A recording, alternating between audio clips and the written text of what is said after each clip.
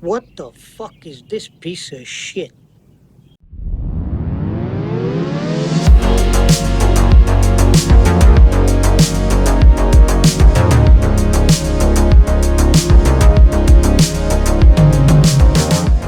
First and foremost, I'd love to thank Geezer Windbag, Oleg, Jake Brabeck, Generic GT, Carlos DeLuca, Tony Stunts, Fatlander, and Ped Dispenser. You guys are the goats, and you help me keep this thing running, so thank you.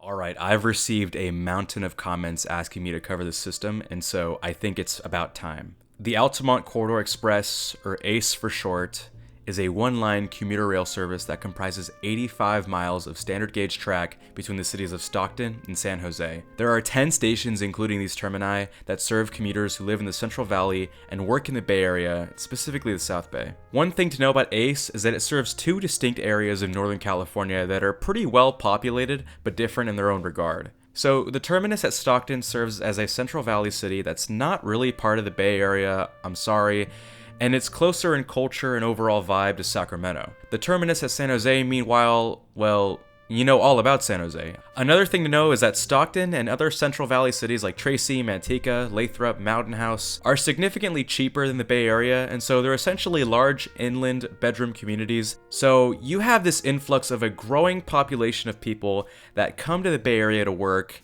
You're going to have a lot of traffic on the few highway thoroughfares that connect the bay and a bottleneck of cars. Therefore, it only made sense that in 1989, the San Joaquin Council of Governments decided to actively promote a public transportation option for commuters coming in from the Central Valley. And a quick 2 years later, Measure K was a sales tax reform that was passed to fund improvements to the very old right-of-way between Stockton and the South Bay. And wow, I'm blown away by all the quickness of this. In 1995, the county and 7 member cities already formed the San Joaquin Regional Rail Commission to plan, implement, and expand the trains southwestward Alameda and Santa Clara counties. And finally, the moment you've all been waiting for. In October of 1998, ACE became fully operational just 3 years after the commission was established, with service commencing on 2 westbound morning trains and 2 eastbound evening trains, reflecting the needs of Central Valley commuters. In the years after, a 3rd and 4th round trip for ACE passengers was added, as more service was really necessary due to consumer demand, and of course, again, the growing population of people in the Silicon Valley. So ACE's rolling stock is actually really similar to Caltrain's. ACE currently uses the Siemens Charger locomotives, introduced to California rail systems in 2017, and these things are diesel electric. These Charger locomotives were meant to replace the very old EMD, but ACE did start off with these old locomotives, and they're the same model type as the old Caltrain locomotives that will eventually also be phased out of that system as well. Yet the passenger cars are much more modern. You'll ride on the Bombardier bi-level coaches, the same coaches again that Caltrain currently employs for many of their train sets. These hold about 360 passengers. I've previously stated that these coaches are completely bi-level without a large cavity in the middle like other train sets, and I find these very comfortable. ACE has a generally nice and modern fleet going for themselves, and that is a big bonus. Like I said earlier, there's one corridor and therefore we're only working with one spur here. We'll go in the direction of the morning commute, starting from Stockton and ending in San Jose. To start off, we're at the northernmost terminus of this system in the eastern part of downtown Stockton. This is actually one of 2 stations in the downtown, with another one serving the San Joaquin's Amtrak service going to Oakland. This station was remodeled a little over 20 years ago as a result of the ACE service's launch, and it sits behind a very cool clock tower in a manicured plaza with really cool landscaping. As for the area around it though, I mean, it's Stockton. Like, walk outside of this genuinely nice parking lot and immediate station area, and you don't have a lot. I mean, south of the station is a lot of small industrial spaces and warehouses, and tons of empty parking lots. Not really a sight for sore eyes. Hell, it's making my eyes sore. TOD wise though, I got you. This is what I'm all about, and here are 2 very prominent projects that will hopefully kick off and revolutionize this area of central Stockton. First, we have the Grand View Village. It's 75 units of majority affordable housing right in the heart of Stockton, a half mile west of the station. A highlight of this is 10,000 square feet of retail space that will include a community center. Second, we have another affordable housing complex of 120 units called the Hunter House that aims to encourage residents to walk, bike, and take transit, although again, this project is just a little north of the aforementioned Grandview Village, and it's still not as close to the station as I would want it to be, but hey, it's better than nothing. This station at Lathrop Manteca allegedly serves the suburban bedroom communities of Lathrop and Manteca, both of which were former sleepy farm towns that turned into suburban hellscapes. This station has absolutely no attempts at all to accommodate the communities around them. The park and ride lot is massive because it really has to be. There's no other way to get to the station if you live in Lathrop or Manteca besides driving. Sure, there's a walkway to a bus stop, but do you really want to take a bus that has a 1-hour headway, or the ACE shuttle which follows the putridly infrequent ACE schedule? Tracy Station is another awful station that's basically a platform attached to a park and ride lot. At the very least, it's by some housing developments, but that's because Tracy is just an offender of endless sprawl, so these houses were bound to have bordered the train tracks at any point at that rate. Within walking distance though, guess what? You have... Drumroll please. That's your drum roll. When a tempo isn't specified, any reasonable person would default to lento. An office park church, an entrance to a cookie-cutter suburban community, and a good old country market. And good luck crossing Lynn Road. Alright, I'm tired of the Central Valley, enough of this flat nonsense, let's get going up the Altamont Pass and crisscross some majestic terrain. Here at the Vasco Road station, we have some apartments that you can walk to on ACE. It only took us about an hour of train time, but we're finally at somewhat of a walkable community. You can see just steps away from the park and ride lot here are the very new Ageno apartments, which are all designated affordable housing units.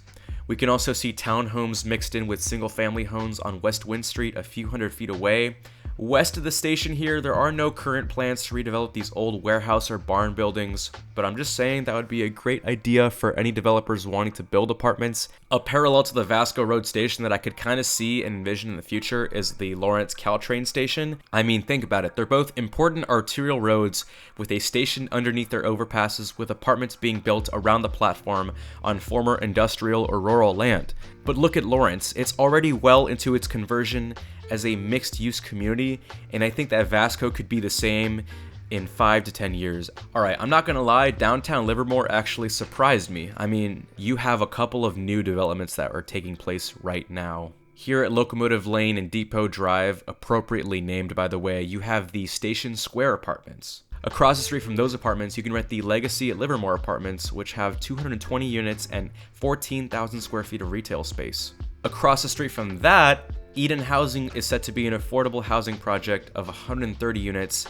And of course, housing aside, the First Street downtown corridor has a line of great restaurants, bars, and shops, with even a brewery. The only redeeming quality I see for Pleasanton Station is that it's by the county fairgrounds, but considering that most events there run on the weekends and that ACE only runs on weekdays, it's kind of useless for this purpose. The station is kind of by the library, but it's again about a half-mile walk to its downtown, which isn't necessarily convenient. Dare I say though, once you do get to the downtown, it looks more extensive than the one in Livermore.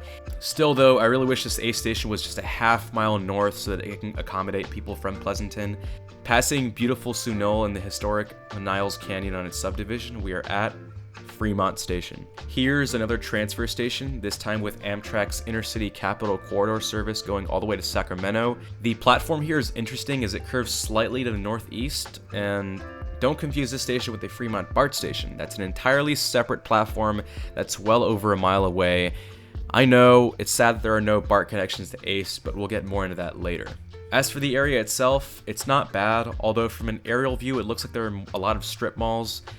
But what's great is that the storefronts are actually right on the street and are pretty densely packed together, especially on Fremont Boulevard. There are the Artist Walk apartments west of the station, and the city approved the Veranda apartments to be constructed just a little southeast of the station, which is a 60-unit, slightly mixed income development. Fremont also wants to have massive street improvements on the arterial Fremont Boulevard, the highlight of which is a raised and separated bikeway, so that's pretty badass. Now we're entering the city of Santa Clara and we just have 2 more stations left. This platform is once again an intermodal station, sharing service with Capitol Corridor once more. You could say this is a transfer station of the VTA light rail, but you have to walk about 1,000 feet to the nearest light rail stop at Lick Mill.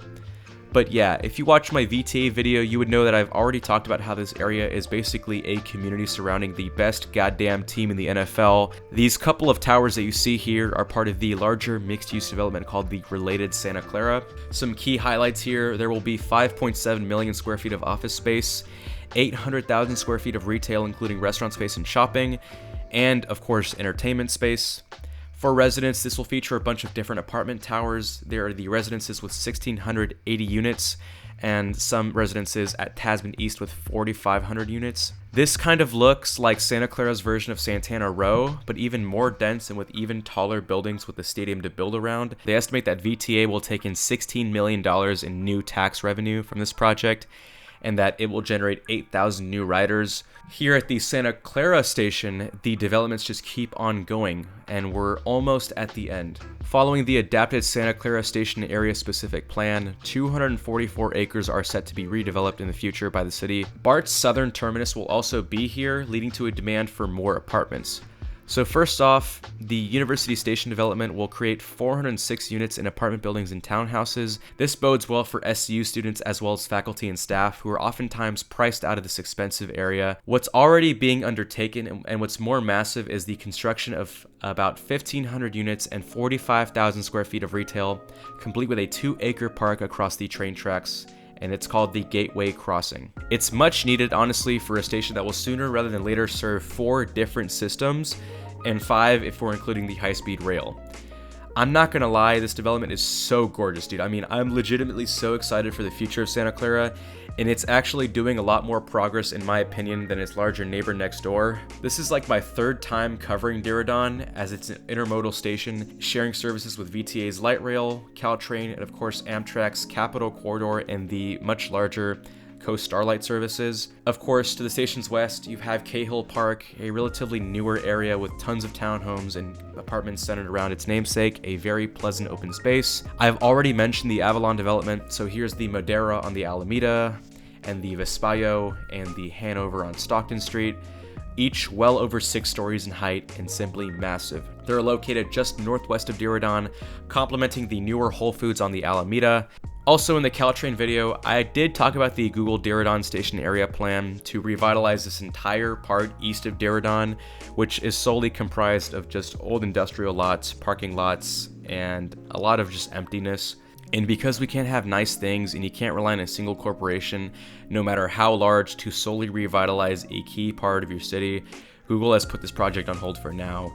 I tried looking around to see if there were any updates, and for all I could see, there were construction crews doing minor street and sidewalk repairs. And one proposal I actually saw in person, though, were these 2 12-story office buildings across the street from Diridon's main entrance. So I hope that can start soon to incentivize further development. At least for now, though, we're just going to have to continue to see these seas of asphalt and unused buildings for the time being.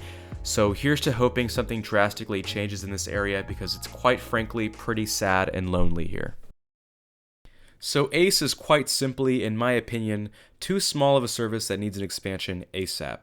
Thankfully though, those should be coming in the next 10 years if everything goes right.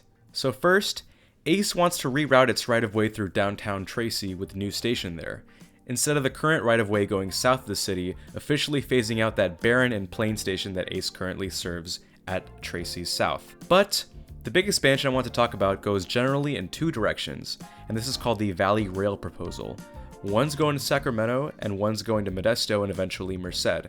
Sacramento-wise, the system would add 6 new stations north of the present-day Stockton terminus at Lodi, Elk Grove, City College, Midtown, North Sac, and Natomas. This branch is mostly secured by a $500 million grant, and stations would open in segments between 2026 and 2029. Modesto-wise, a $400 million grant was issued to build stations in North Lathrop, downtown Manteca, Ripon, and Ceres, with a terminus at Merced. Again, these stations would open up in segments between 2026 and 2030. But wait, there's more. So basically, there's currently a terminus BART station at Dublin Pleasanton in the median of 580. A proposal to extend it in Livermore was shut down. The solution? Create a whole new system with a new name and a new type of fuel. It'll be called Valley Link. They essentially plan to run a hydrogen-powered light rail service between the Dublin Pleasanton BART station and a series of brand new stations all the way up to Tracy. I won't delve deep into this, and I'll make a video about this in the future, as it's basically its own separate transit system, but this is essentially the de facto ACE BART connection for the time being. Let's talk about some overarching problems the system has. The main one I have is the low frequency number and the very nature of the service. As of now, there are 4 round trips every weekday, and there is no weekend service. But if you look at the schedule, it's impossible to go from San Jose to Stockton during any other time besides the evening. On top of that, the latest train from Stockton leaves at 7:32 a.m., so it's best to have an alarm clock ready. This cannot be considered a good transit system, so I consider it more of a strict commuter service that abides by strict work hours. Second, stations outside of the Bay Area have poor TOD. Sure, there are buses that connect, but these massive parking lots incentivize the park and ride system. Hell, even ACE's website advertises the station's great highway access. And finally, what really just pisses me off is that ACE doesn't use the Bay Area's Clipper card system, even when it's essentially a Bay Area rail service. For ACE, I would heavily suggest that you should integrate your Clipper cards into your fare system as soon as possible. The main highlight, though, I do want to point out is that it has a very nice rolling stock, as the bi-level coaches are a personal favorite of mine. Hey, at the very least, the system is comfortable. Also, I will give credit to ACE for their immense expansion plans into the Central Valley and accommodating for future California high-speed rail use as well as future BART use. ACE is a system that I think has a lot of work set out for it. It's one of my least favorite transit systems overall, and although the system does have a lot of potential, I'm glad to see a lot of extensions further into the Central Valley. But currently, I'll be honest, I don't even think it's on the same pedigree as a system like the Capitol Corridor, let alone Caltrain. The fact that ACE doesn't even accept Clipper Card is telling of either its inability or lack of effort in integrating with Bay Area transit agencies like those of Caltrain or BART. And the fact that it doesn't even have a connection to BART speaks to its short-sightedness. I hope that any Central Valley community either currently served by ACE or a future client of ACE can learn from these lessons and emulate the Bay Area in terms of its land use decisions, even if the Central Valley has a history of being littered with just suburban sprawl. Well, that was my video on ACE. It was something that I've been kind of planning for a bit. Next up is going to be BART, and my BART video is going to be like 5 parts. It's going to be a huge series, and so I'm excited to finally tackle that.